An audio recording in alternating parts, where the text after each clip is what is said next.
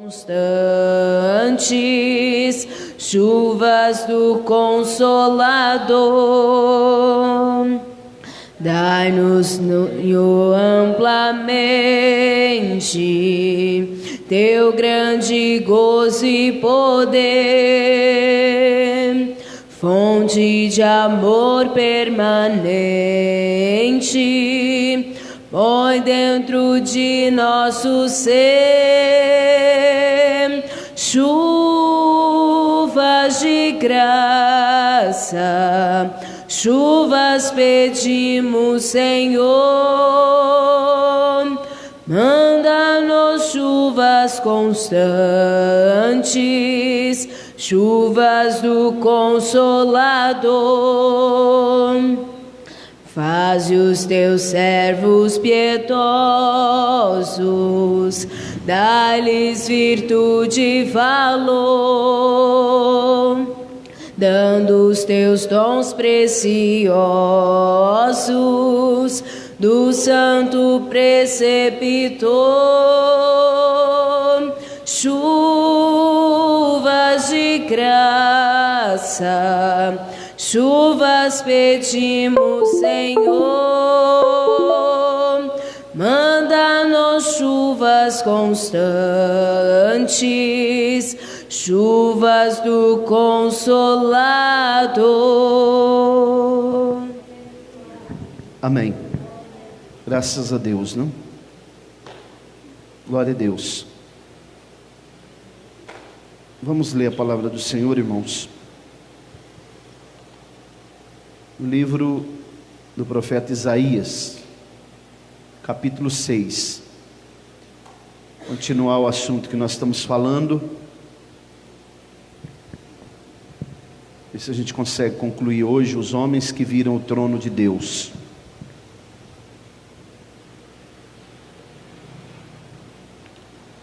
Isaías capítulo 6, versículo 1 em diante.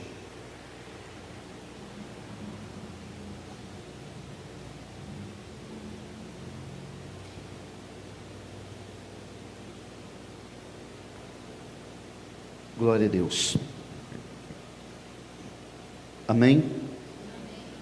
Vamos ler a palavra do Senhor. Diz assim: no ano em que morreu o rei Uzias, eu vi também o Senhor assentado sobre um trono alto e exaltado, e a orla do seu manto encheu o templo. Acima situavam-se os serafins, cada um tinha 6 asas, com 2 cobriam sua face, com 2 cobriam seus pés, e com 2 voavam. E clamavam uns aos outros, dizendo: Santo, Santo, Santo é o Senhor dos exércitos, toda a terra está cheia da sua glória. E os umbrais da porta moveram-se a voz do que clamava, e a casa se encheu de fumaça. Então disse eu: ai de mim, porque estou arruinado, porque sou um homem de lábios impuros, e habito no meio de um povo de lábios impuros, porque os meus olhos têm visto o Rei, o Senhor dos exércitos. Então voou um dos serafins em minha direção, tendo uma brasa viva em sua mão, a qual ele tinha tirado do altar com uma tenaz, e colocou sobre a minha boca e disse: veja, isto tocou os teus lábios, e a tua iniquidade é removida, e o teu pecado purificado. Também eu ouvi a voz do Senhor dizendo: quem irei eu enviar, e quem irá por nós?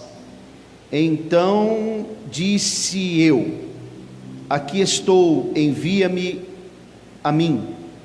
E ele disse: vai e dize a este povo: ouvi voz de fato, porém não entendais, vede voz de fato, mas não compreendais. Faze o coração deste povo engordar, e faz com que seus ouvidos sejam pesados, e fecha os olhos deles, para que não aconteça que eles vejam com seus olhos, e ouçam com seus ouvidos, e entendam com seu coração, convertam-se e sejam curados. Então disse: Senhor, até quando? E ele respondeu: até que as cidades sejam completamente destruídas, sem habitantes e casas, sem homem, e a terra seja completamente desolada, e o Senhor tenha removido os homens para longe, e haja um grande abandono no meio da terra. Porém ainda nela haverá uma 10ª parte, e esses retornarão e serão devorados, como uma árvore e como um carvalho, e quando se desfolharem, ainda ficam firmes. Assim a santa semente será a sua firmeza. Podemos dizer amém? Glória a Deus.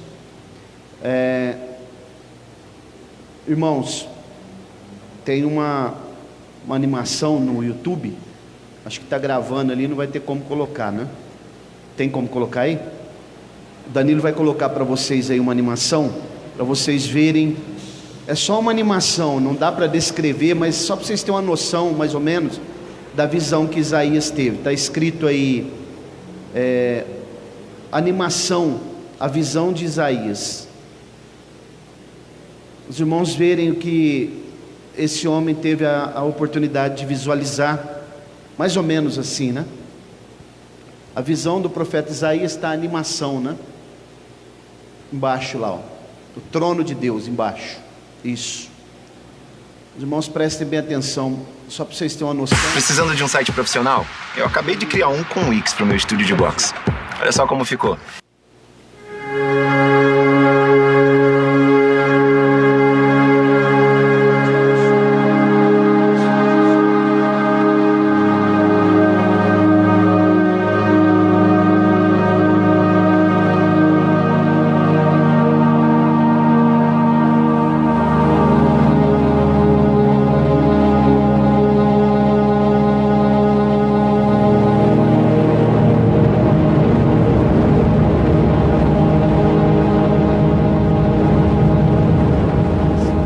In the year that King Uzziah died, I saw the Lord sitting on a throne, high and lifted up, and his train filled the temple. Above him stood the seraphim. A palavra do hebraico é seres de fogo. Each one had 6 wings. With 2 he covered his face. With 2 he covered his feet. With 2 he flew. One called to another and said, Holy, holy, holy is Yahweh of armies. The whole earth is full of his glory.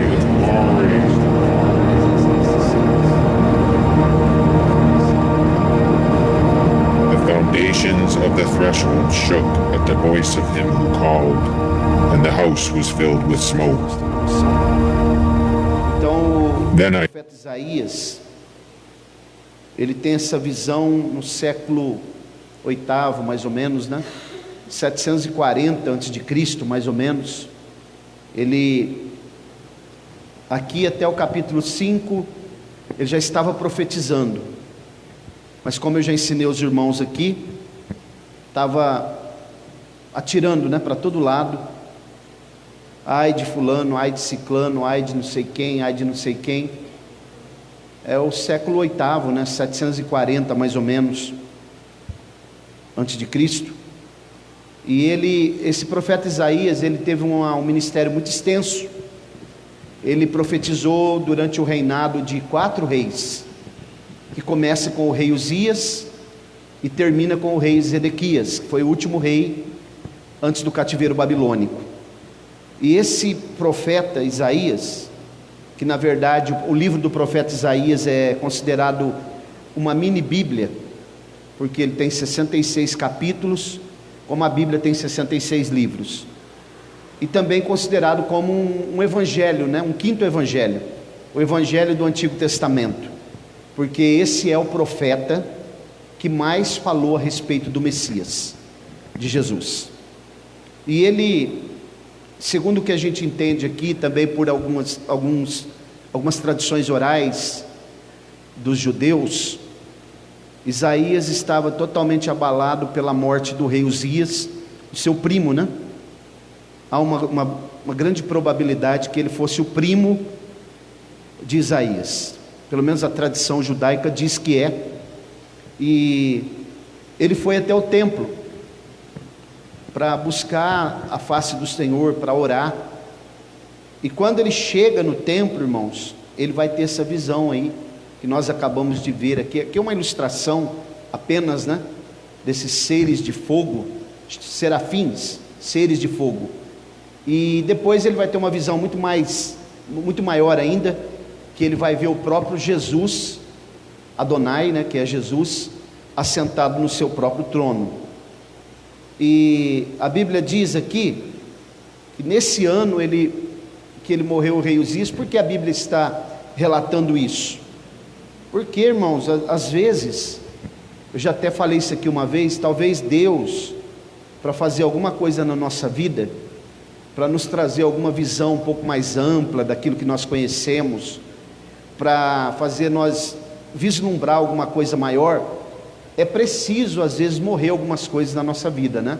Às vezes nós estamos muito ligados em algumas coisas aqui, algumas tradições, né? Religiosidade e assim por diante, né? Muita santidade, assim, abre aspas, né? Que às vezes nós nos sentimos muito santo, como Isaías estava se sentindo. Mas aqui é que ele vai ver realmente o que era santidade, né? Ou o que é santidade.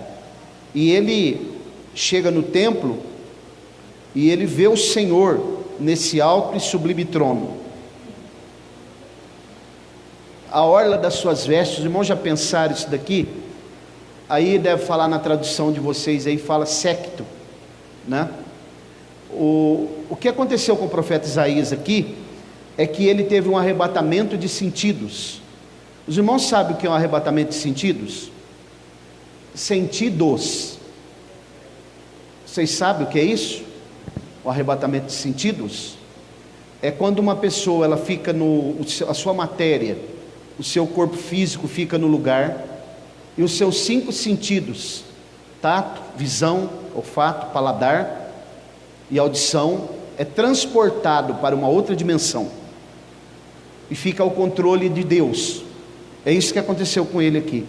Ele está dentro do templo, provavelmente tinha outras pessoas ali dentro do templo, e ele agora é transladado, os seus sentidos transladado para uma outra dimensão. Abre-se um portal entre o mundo espiritual e o mundo físico. Então ele tem essa visão aí. E os irmãos vejam que só a orla da veste de Deus, que é aquela parte pequena embaixo, desce e já começa a encher o templo onde ele estava, para os irmãos verem a dimensão, a visão extraordinária que ele teve. Então ele vai descrever aqui uma visão fantástica. Ele vê esses seres celestiais, seres de fogo que estão sobre o trono de Deus.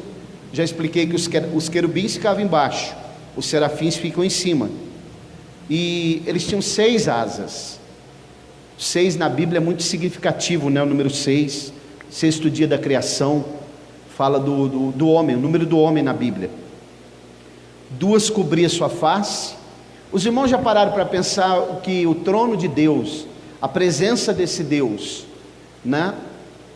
A sua glória, ela é tão grande, tão intensa, a energia que existe ali é tão intensa, que é tão santo esse Deus, que esses seres cobrem os seus rostos.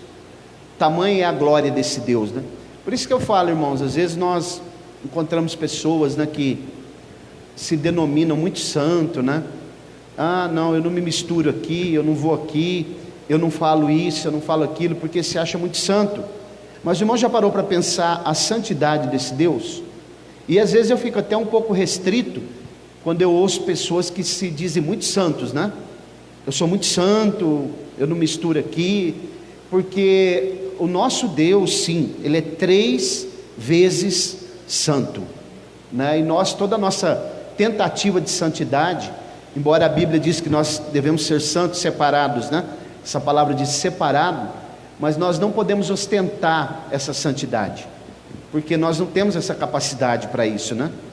Os irmãos sabiam que tem pessoas que são crentes, que eles acham que até pecado, é pecado até falar de sexo, tamanho eles se sentem tão santos, que eles acham que sexo é algo de outro planeta, né? De outro mundo. Eu acho até que tem crentes que, quando olha para alguns homens de Deus, assim, que pregam e Deus usa demais, né? Talvez eles tenham até uma ideia de que aquele homem que está pregando ali, não estou falando de mim não, viu, irmãos? Estou falando de outras pessoas. Talvez eles dizem assim, talvez esse homem não faz nem sexo, né? Com a mulher dele, de tão santo que esse homem é. Mas isso é uma grande besteira, porque o sexo foi criado por Deus, né? Para que o homem não só dê continuidade à raça humana, prossecção da raça humana, mas também para que haja prazer entre o casal. Isso aqui é a Bíblia que nos relata. Tanto é que o homem e a mulher foram criados, feitos por Deus, moldados por Deus, com terminações nervosas na região genital. Para que será isso, hein? Pastor Mauro fala essas coisas na igreja, não é pecado. Então nós vamos ter que pegar alguns textos da Bíblia aqui e apagar. Um dia eu vi um pastor lá em São Paulo, né? Na escola bíblica lá de obreiros, ele sentou, era um pastor já maduro, muitos anos no ministério, e o outro pastor foi ministrar, e começou a falar de sexo, família, sexo, para os pastores lá, e tem que tocar nesse assunto mesmo, porque se nós não tocar nesse assunto, as redes sociais aí vão falar tudo deturpado. E aí eu estava assim, ele falou para o outro pastor assim, vou embora, isso aqui não é assunto de ficar falando na igreja. Agora os irmãos veem a cabeça de um homem desse, que há muitos anos dirige uma igreja, é um pastor setorial, né? Ele até já partiu para o Senhor, esse pastor setorial de um setor muito grande. Mas os irmãos imaginem como esse homem, ele está equivocado, e como ele se achava mais santo do que os outros, né? Isso não é assunto de ficar falando aqui na igreja, vou embora. Então, irmãos, ele deveria ter levantado e ido embora mesmo, né? Não ficou por ali, mas não gostou não, porque a Bíblia ela está repleta de assuntos, é o manual do ser humano, e uma das coisas que o ser humano pratica é sexo, e a Bíblia dá orientações sobre isso, né? Os irmãos já participaram de encontro de casais comigo, sabem o que é isso, mas o assunto aqui não é esse, é outro, embora a gente precisa falar disso também aqui. A Bíblia diz que quando ele vê esses seres, a veste do Senhor, e nós aprendemos no capítulo, em João 12:41, se quiser até projetar ali, João 12:41, que ele vê o próprio Jesus assentado sobre esse trono. Depois ele está, porque muita gente pensa que aqui é o Pai, né? Mas na verdade a palavra Senhor aqui ela está com letra maiúscula só no S. E o próprio João 12:41, estas coisas disse Isaías, porque viu a sua glória e falou dele. Dele quem? De Jesus, né? Então a Bíblia própria está se interpretando aí quem foi o ser que a Bíblia chama de Senhor aqui, que ele viu, é o Senhor Jesus. E os serafins estão aqui, irmãos, fazendo um trabalho interessante. Eu fiquei pensando, né? Ele vai até o altar, depois que Isaías reconhece o seu próprio pecado. Ai de mim que vou perecendo, ai de mim que estou arruinado, no texto original, porque sou um homem de lábios impuros. Significa o que isso daqui? Que Isaías estava falando muitas coisas que não deveriam ter sido faladas. Os lábios dele ainda não estavam totalmente preparados, embora ele já fosse um profeta instituído pelo rei, mas precisava de uma confirmação de Deus aqui. Deus ainda não o havia confirmado como profeta, porque os seus lábios estavam precisando ser purificados. Foi tocado nos lábios. O serafim é um anjo de fogo. Ele poderia ter chegado lá no altar de incenso. Aonde ele pega essa brasa? Ele pega essa brasa no altar que está diante do trono de Deus, na sala do trono, no piso da sala do trono, que é o combustível. Essas brasas são pedras afogueadas, que é o combustível para o altar. Ele vai lá e pega, ele poderia ter já pegado com a mão, mas ele pegou um instrumento de pegar brasas que chama tenaz. pegou aquela brasa com a tenaz, depois ele colocou na mão. Significa, irmãos, que tudo que nós vamos fazer na casa de Deus, nas coisas de Deus, no seu reino, tem que ter ordem, não pode fazer de qualquer jeito. Vou fazer assim mesmo, não pode fazer assim, porque olha, esse ser celestial de fogo, ele pega com uma tenaz primeiro, está no texto aí, depois ele coloca na mão.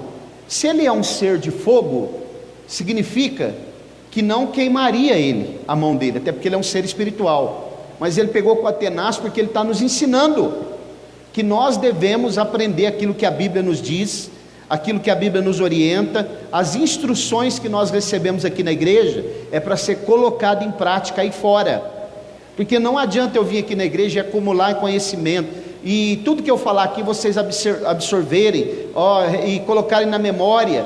Eu agora estou acumulando um monte de coisa que eu aprendi na igreja, mas está sendo colocado em prática? Essa é que é a pergunta que nós estamos aqui, para todos nós aqui responder. O que nós aprendemos aqui, o que eu aprendo quando eu estou estudando aqui, para ensinar a vocês, eu estou colocando em prática também, né? Tudo isso aqui é perguntado para nós nessa noite. E a Bíblia diz que então, depois que ele recebe esse toque nos seus lábios, ele agora vai se tornar um novo homem, irmãos. Como Saulo, né? Que foi tocado nos seus olhos, e Jacó foi tocado na sua coxa. Olha como teve homens que foram tocados em lugares que precisavam ser tocados. Pensa aí, irmãos, eu vou pensar aqui. Qual é a parte que você precisa ser tocado para poder desempenhar o papel na obra de Deus, desempenhar funções, trabalho, exercer função na obra de Deus, que talvez está precisando ser tocado, que você ainda não foi? Porque uns precisam ser tocados no emocional, outros talvez no intelecto, outros em alguma parte física, né? Deus sabe como fazer. Ele tocou Saulo nos seus olhos, porque ele estava enxergando coisa que não precisava. Tocou Jacó na coxa, porque estava andando, não estava peregrinando, né? Estava perambulando, longe da direção de Deus. E esse daqui foi tocado nos lábios, porque falou, apontou os outros, mas não viu o pecado dele. Agora ele viu. Ai de mim que vou perecendo, sou um homem de lábios impuros. Agora ele viu, né? Ele trouxe para ele a responsabilidade. Então ele foi tocado nos lábios, purificados estão os teus lábios, e tirada a tua iniquidade. Iniquidade é um tipo de pecado, que é quando se institucionaliza o pecado, que é só crente que pode cometer, viu? Pessoa lá fora não comete iniquidade não, é só crente, aqueles que frequentam a igreja, aqueles que dizem que são servos de Deus. E a Bíblia então diz, irmãos, acompanhe comigo aí, que no versículo 7, que ele então tocou na boca de Isaías e disse para ele: veja, observe, agora foi removida a tua iniquidade, o teu pecado agora está purificado. O teu pecado aqui, irmãos, observe que não está falando de pecados, está falando de pecado, é o pecado original aqui, né? A iniquidade é uma coisa, é coisas que nós cometemos corriqueiramente, e isso vai virando, eu vou cometendo esses pecados que se transformam em iniquidade, que é o pecado consciente, todos os dias a mesma coisa, né? E se institucionaliza isso. Agora o pecado que ele está falando aqui é o pecado original, que todos nós nascemos purificado. Agora sim você está apto para realizar a obra de Deus com a ferramenta que você está precisando. Porque purificar, irmãos, eu vou falar para vocês, essa palavra purificar é muito interessante, porque a palavra tamê aqui, que tira aquela parte que, a imundícia do ser humano, tira a imundícia do ser humano, né? Quando a gente vai estudar sobre a novilha ruiva, lá em Números 19, a gente aprende algo muito interessante ali, que muita gente confunde imundícia esse tipo de impureza com outros tipos de pecado. E uma hora eu vou dar uma explicação para os irmãos mais detalhada sobre isso. Como funciona isso, porque a novilha ruiva, ela foi imolada justamente para isso. Voltando aqui para o profeta Isaías, agora vai ter também lá no céu, depois disso, ele vai ouvir uma voz. Se você voltar um pouquinho para o versículo 4, a Bíblia diz que quando eles começaram a falar santo, estava cantando aqui, santo, santo, santo, no versículo 3, e a terra está cheia da sua glória. Essa fumaça que a Bíblia diz aqui, que encheu todo o templo lá, é justamente o que acontecia lá no tabernáculo, uma vez por ano, lá no dia da expiação. É aquilo que os hebreus, eles chamavam de Shekinah, né? Mas que não é Shekinah, na verdade, é Ihavod, glória. E aqui está descendo sobre o templo, a casa toda ficou cheia de fumaça. E você percebam que a voz no versículo 4, a voz era tão forte dos seres celestiais, cantando, santo, santo, santo, que o umbral do templo, ele começou a se mover, deu como se fosse um terremoto. Tamanho era eu não sei nem falar em decibéis aqui, quanto que tinha de som, de altura, do canto desses seres celestiais, que começou a mover o templo onde Isaías estava. Foi muito grande. Os irmãos já viram, de vez em quando passa um carro de som aqui, dispara alarme do carro, chega a tremer, né? Imagina isso aqui, esses seres celestiais cantando santo, santo, santo. Aí depois, agora aqui ele ouve a voz dos serafins. No versículo 8, agora ele vai ouvir a voz do Eterno, dizendo o seguinte: a voz do Senhor, a voz de Jesus, dizendo: quem enviarei? Quem há de ir por nós? Ele está falando aqui das três pessoas: Pai, Filho e Espírito Santo. Quem há de ir por nós? Aí Isaías vai dizer, vai responder. Agora ele está pronto, está transformado, está purificado.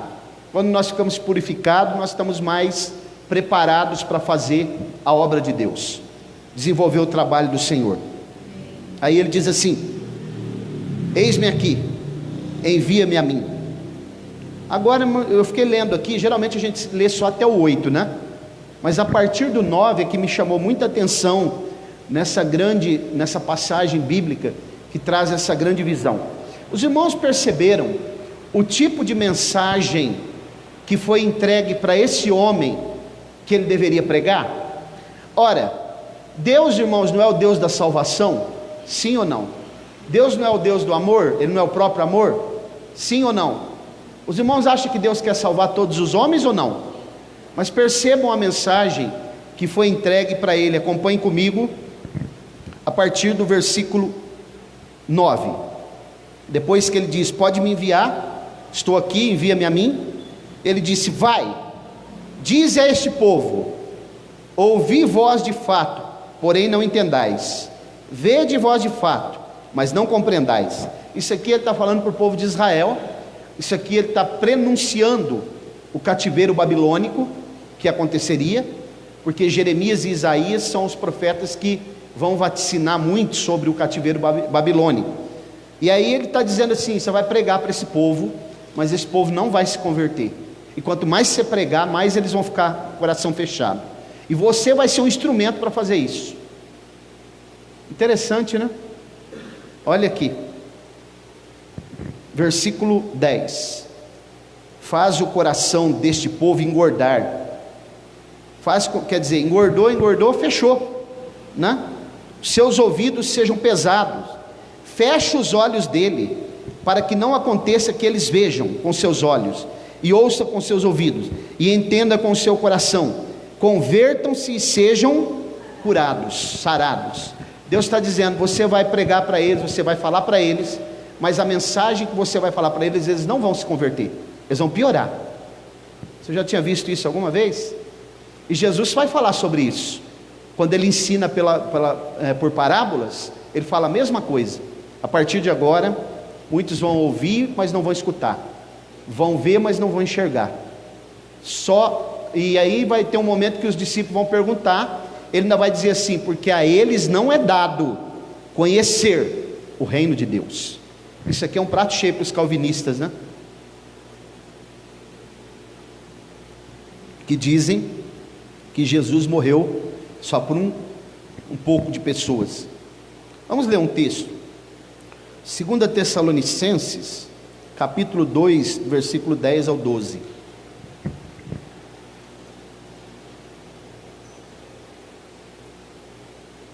Já pensou, irmãos, nós pregando uma mensagem dessa aqui em Colina, hein? Já está difícil, né? Mas eu acho que está acontecendo mais ou menos, viu? Quanto mais a gente prega aqui, quanto mais a gente fala do Evangelho, mais as pessoas fecham o coração. Já perceberam?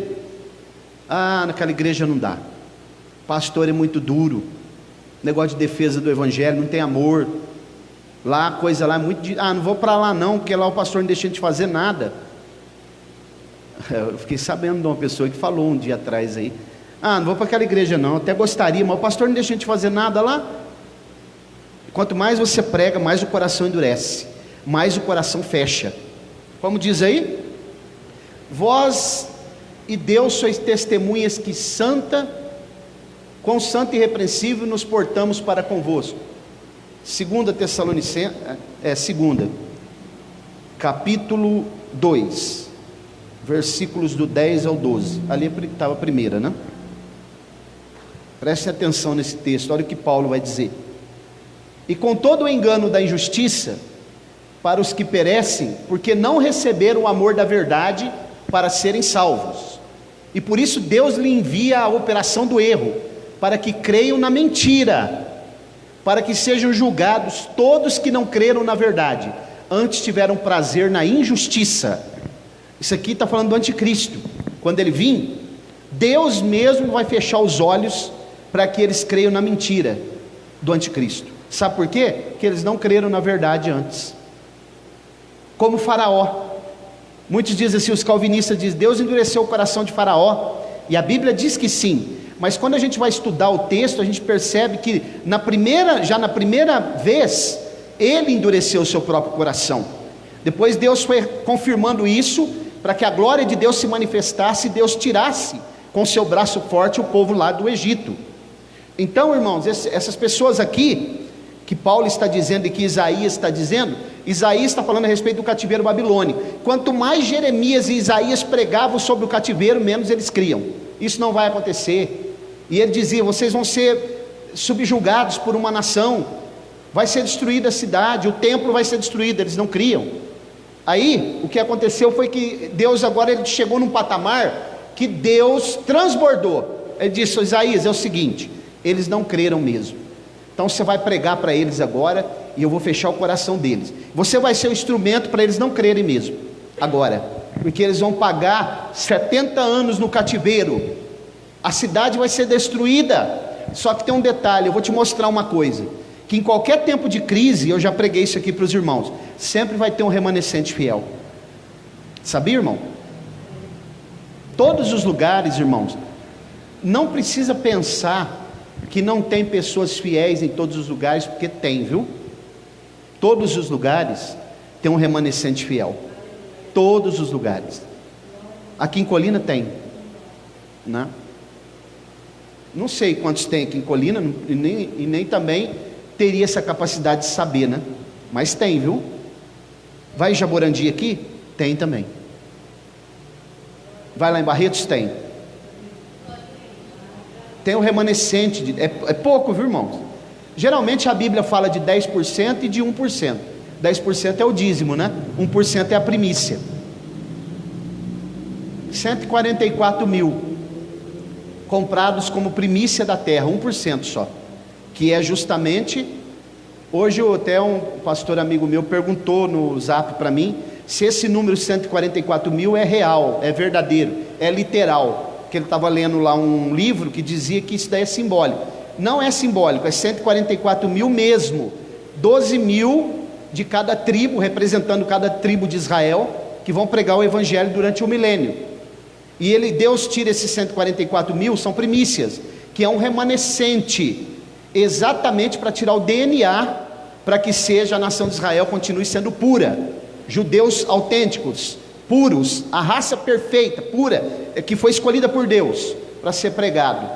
E aqui nós vamos ver, ó, se você observar o versículo 10, 11, depois que ele manda ele pregar isso, então o profeta ficou preocupado: Senhor, até quando que é para mim pregar isso, né?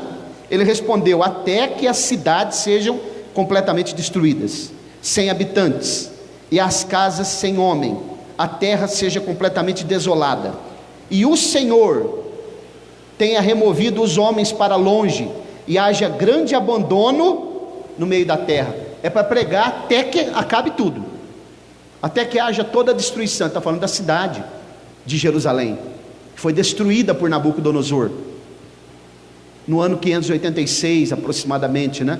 Antes de Cristo. No calendário judaico eles colocam uma outra data lá, 431, mas nas nossas contas aqui, dentro do calendário cristão, mesmo utilizando o calendário judaico, fazendo um paralelo, para nós é o ano 586, essas datas são aproximadas, mas o fato é que a cidade foi destruída, os muros foram queimados, derrubados, as portas queimadas a fogo, o templo foi destruído, o grande templo suntuoso de Salomão, destruído, né? Você vai pregar isso, Isaías. Que mensagem dura, irmãos. Pregar para as pessoas não entenderem, não aceitarem, não crerem. Quanto mais ele pregava, mais eles endureciam o coração. O que vocês acham, hein? Olha o que a Bíblia diz no versículo 11: porém, ainda nela haverá a 10ª parte, ao dízimo, e esses retornarão e serão devorados como uma árvore e como um carvalho, e quando se desfolharem, ainda ficam firmes. Assim, a santa semente será a sua firmeza. Sabe o que ele está falando aqui? Vai ter um remanescente, 10%, fiel, que vai continuar firme. Vão ser levados para o cativeiro, mas depois eles vão retornar. A Bíblia diz aqui como o carvalho que fica sem folha. Sabe o que é isso? É o outono. As folhas, a árvore se desfaz das folhas, e aí ela fica seca. Alguém passa e diz assim: morreu aquela árvore. Ih, aquilo não levanta mais não, está morto. Aquela igrejinha ali vai fechar. Aquela igrejinha está morta, aquilo não vai não, né? Olha lá, meia dúzia de gato pingado ali dia de terça-feira. Não vai, está morta, está seca, improdutiva. Isso é que eles falavam da nação de Israel, né? Mas eles não sabiam, as nações inimigas, que tinha um remanescente fiel. 10% era fiel. Deus guardou esse povo. Essa árvore que estava seca no outono, a primavera chegaria sobre ela, só que demoraria 70 anos para que essa primavera voltasse. Vamos ler um texto, Jó 14, do 7 ao 9.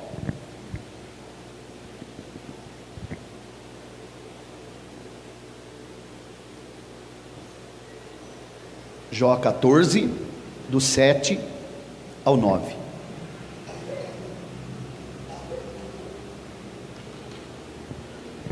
Porque há esperança para a árvore, que se for cortada, ainda torne a brotar, e que não cesse os seus renovos, e ainda que envelheça sua raiz na terra e morra o seu tronco no pó, contudo ao cheiro das águas, brotará, e lançará ramos como uma planta nova. A nação de Israel, espiritualmente, nós somos o Israel de Deus, viu, irmãos? Ao cheiro das águas, porque a igreja do Senhor, ela vive alimentada pela palavra de Deus, água. A força motriz da igreja é a palavra de Deus e a ação que o Espírito Santo realiza através da palavra. A igreja do Senhor, ela é viva, porque ela recebe água, e mesmo no tempo de crise, de dificuldade, de transtorno, quantas crises nós já passamos aqui desde que abriu esse ministério, irmão? Sabe que um dia o Fabrício falou para mim, ele foi pregar, eu tinha viajado, e ele foi pregar lá no primeiro salão, E aí ele falou assim: pastor, que dia eu tremi na base. Estava eu, a irmã Maria Amélia, a sua sogra, ele falou, e a irmã Eliane só. De vez em quando tem uns probleminha aqui também, está escutando aí? Então, irmãos, nós já passamos por muitas dificuldades, né? Muitos problemas, mas até aqui o Senhor tem nos sustentado, né? Tem estado conosco. Vamos ler um outro texto, Isaías capítulo 10, versículo 21. Essa mensagem que nós pregamos aqui, ela incomoda tanto o diabo, que ele fica arrumando coisa, e entra na rede de elétrica, ele dá um jeito, né? Olha como diz a Bíblia, Isaías 10, versículo 21.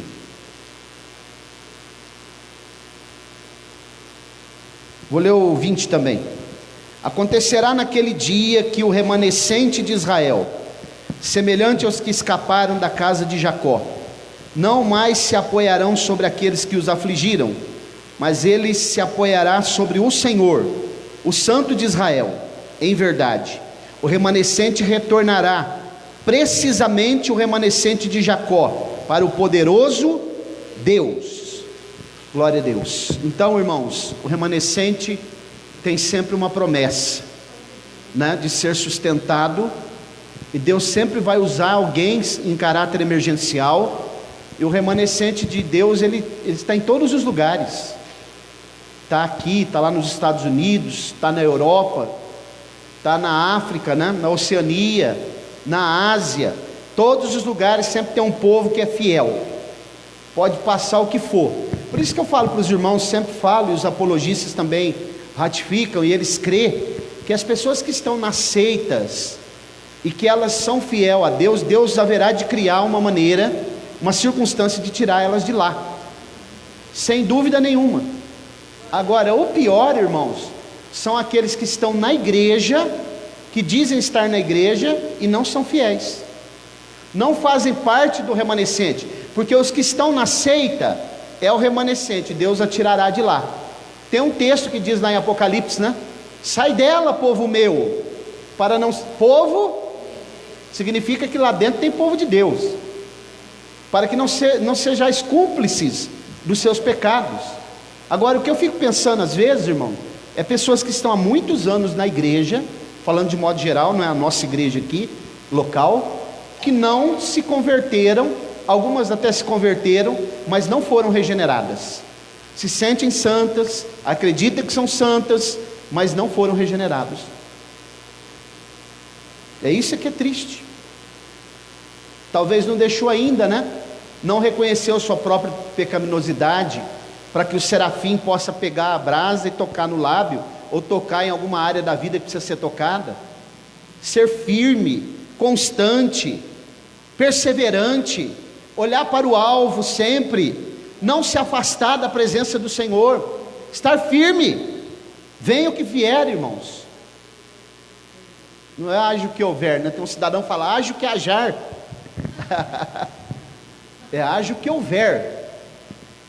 Estar firme. Porque, irmãos, há uma promessa para nós. Você sabia que no capítulo 12 do Êxodo, não precisa nem ler lá, que é quando o povo participa da Páscoa, né? Páscoa, passagem, passar por cima, e eles saem do Egito. A Bíblia diz que Deus os tirou do Egito. A Bíblia diz, eu os tirarei do Egito. Você sabia que essa palavra tirarei, ela tem um sentido de arrebatamento? Ela é um tipo do arrebatamento que vai acontecer com a igreja. Deus já nos tirou do Egito, que é o mundo, e nos trouxe para cá.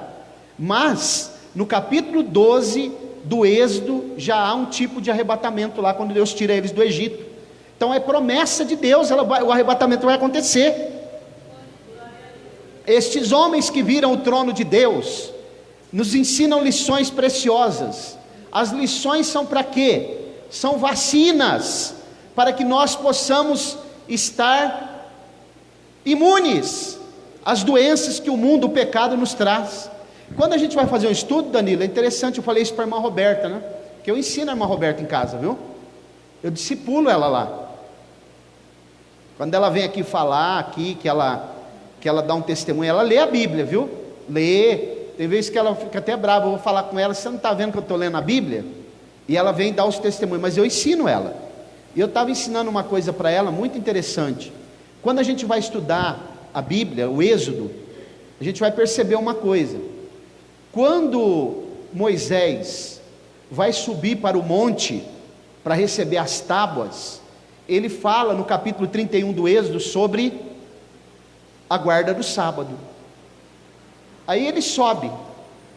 Quando ele volta, que eles se envolveram naquela questão do bezerro de ouro, da idolatria, ele torna a falar do sábado, no 31 e no 34. Ora, o que tem a ver sábado com idolatria?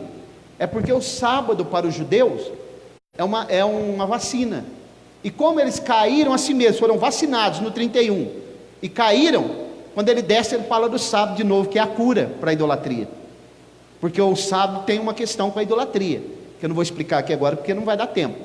Então, irmãos, Deus tem as vacinas, ele tem a cura também, mas ele está dando as vacinas. Não é melhor vacinar do que depois ter que passar por um tratamento mais doloroso, mais sofrido?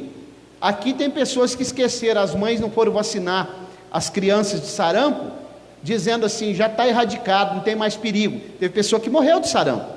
Então o sofrimento, quem toma uma vacina, hoje por exemplo, já existe cura para a hepatite C, se for pega no início. Mas irmãos, vocês não sabem o sofrimento que é fazer tratamento de hepatite C. Agora, quem passa pela vacina, está imune de contrair hepatite C, que é uma doença silenciosa, não tem sintoma. Quando ela começa a dar sintoma, geralmente a pessoa já está evoluindo para uma cirrose. Tem vacina. Vacina o que é? Profilaxia, para evitar, para não acontecer. A palavra de Deus vem para nós como vacina, para nós não sofrer depois. Deus está falando conosco, irmãos. Por que vocês acham que Deus deu uma lista, leis, né? As leis de dieta, de comida, de alimentação, animais que podiam comer e animais que não podiam comer. A saúde. Agora tem um detalhe: quando eu obedeço apenas porque a minha saúde, vamos supor, né? Eu fico comendo essas coisas a vida toda, carne de porco, aí eu fico doente, aí eu vou lá no médico, chega lá o médico fala assim, se o senhor comer carne de porco, o senhor vai morrer. Aí eu não, vou obedecer a Deus agora então.